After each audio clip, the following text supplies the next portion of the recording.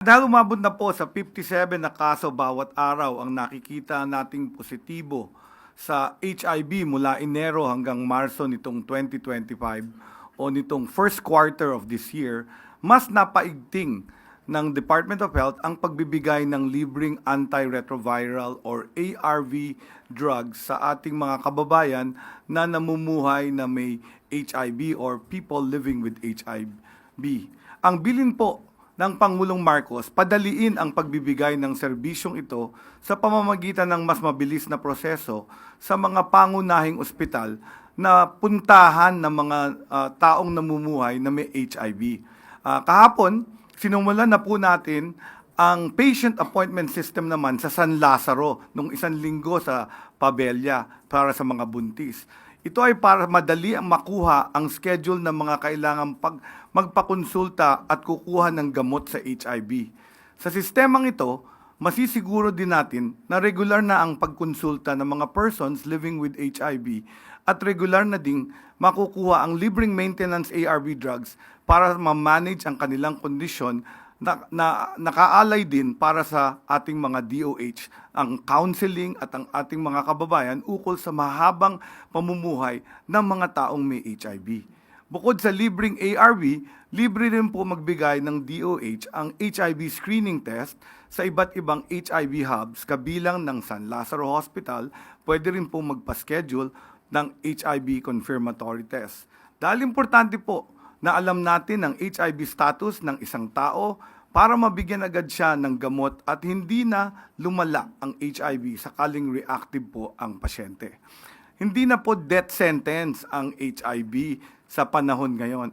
Kailangan lang po kumonsulta para magpa-test at screening maintenance.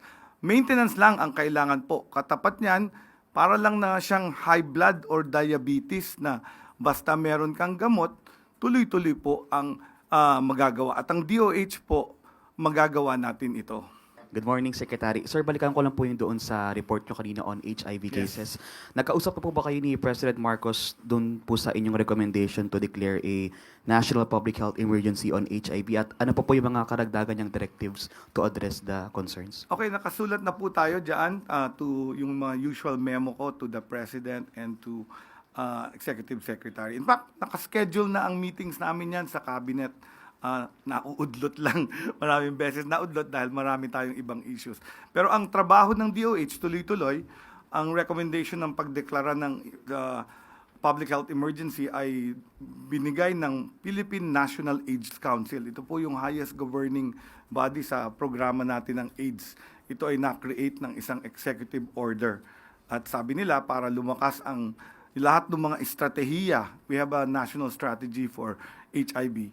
Kailangan natin ang utos ng Presidente. Pero ginagawa na po namin to. Mga 6 na buwan na po kaming bumubuyo, inaayos ang mga programa na pagpapaigting at saka malaking tulong ang binibigay ngayon atensyon ng ating media dito sa malaking taas ng mga kaso ng HIV sa Pilipinas.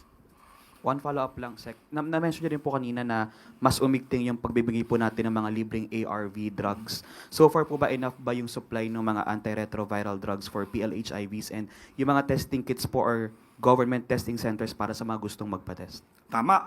In fact, binisita ko yung sa San Lazaro, kompleto sila ng supplies. Yung ARV, binibigay po ang 3-month supply every time pumunta yung pasyente to get. So every 3 months na re-resupply siya ng ARV treatment. Ito po ay libre, binabayaran po ng PhilHealth para sa ating persons living with HIV. Yung test naman, meron na ring naaprubahan ng ating FDA, attached agency ng DOH, ng self-test kit. Ito po yung pinakabagong metodolohiya. Yung self-test kit naman, personal, pwede nilang bilhin sa ating mga pharmacy at butika para malaman nila in a rapid test kung positive sila o hindi. Pero kailangan pa rin itong i-confirm ng actual test doon sa confirmatory test sa treatment hub. So pag nag-negative, de okay ka, safe. Pag nag-positive, kailangan pumunta ka sa ating mga treatment hubs. Alvin Baltazar, Radio Pilipinas. Secretary, magandang umaga po. Magandang umaga. Sir, meron ba tayong information campaign which focuses on the stigma tungkol sa HIV. Yes. And eventually, hindi naman ma-discriminate yung mga kababayan nating nagtatagalan nitong sakit. At sabi nyo kasi kanina, parang high blood and diabetes lang ang HIV. Kaya ako minention yung paragraph na yon na kasi napansin ko tumataas yung HIV kasi mataas pa rin ang stigma sa atin. In fact, yung isa naming meron kaming mga HIV partners, yung taga Switzerland, 'di ba? Yung mga meron isa taga Switzerland, Mr. Philippines siya. So, nagulat siya na dito parang may malaki pa ang stigma, whereas in Switzerland daw, sila lahat alam nila yung status ng mga kapartner nila at very open ang testing. Everybody gets tested. Dito parang nandun pa tayo sa 1980s na parang tinatago yung HIV. Alam niyo naman lahat ng celebrity nagsasabi may HIV positive sila pero buhay pa rin sila, celebrity pa rin sila, hindi sila namamatay. So yun yung ibig sabihin ko na dapat siguro mawala na yung stigma sa HIV. In fact, kahapon, nung bumisita ako sa San Lazaro, nakita ko yung napakaraming nakapila na persons living with HIV. Alam mo, mas matitipuno pa yung katawan nila kaysa sa akin. Mas healthy pa sila. So, iba na nga yung panahon na gagamot ang HIV, although hindi ka naku-cure. So, yun yung clarification, no? The virus doesn't disappear, but we can control the level ng virus sa katawan mo pag umiinom ka ng gamot. Of course, pag huminto ka, magiging AIDS. Yun yung pwedeng mamatay. Follow-up ko na lang. Kasama ba sa attribution ng pagtaas ng AIDS cases yung exposure sa mga bagay na dapat sana hindi napapanood lalo na ng mga kabataan? Yes. Kasi accessible na sa online. Oo, tinanong ako niyan kasi tinanong ako ng isang private individual. Sabi niya, bakit ganyan? Bakit tumataas ang HIV? So, sinagot ko. Sabi ko, maraming rason. Ang number one, tumaas ang risky behavior. So, number one, easy access to pornography online.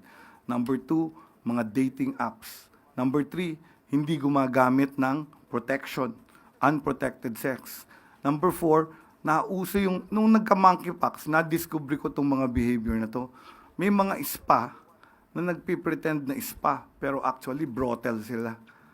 Nakakakuha sila ng sex doon with the workers in the spa. So, in fact, napasara nga ng mayor yung isang spa na pinagmulan ng monkeypox. Diba? So, hindi ko alam na may ganun na. Yung batas natin for testing of female sex workers, nakalagay kasi sa batas, female sex workers. And 95% of our HRV are men having sex with men. Hindi sila natetest. So, baka kailangan din nating balangkasin yun, Yusek Claire, no? Kasi batas yun eh.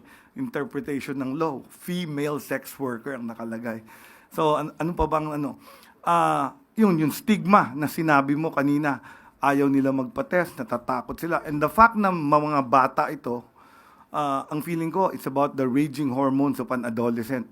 Pagkatapos, yun nga, experimenting, napakadali. With online dating, may group sex pa. May anonymous sex pa. So these are the things that I've listed down as very, very important. And then, napababa na rin namin yung age of consent sa testing to 16 years old. So, pwede na magpa-test ang 16 years old, assent ba tawag doon legally? O basta yung age of consent yung 16. Ang problema, kailangan din namin ng parental consent ng start of treatment. So that's another legislation change na kailangan namin kaya kita nyo na to battle HIV, kailangan ko ang legislation, kailangan ko ang funding, kailangan ko ng information campaign. So yun yung reason why I'm asking at least an executive order para yung mga iba-ibang ahensya ng gobyerno tumulong para mahinto talaga natin tong 500% increase of HIV in our kabataan.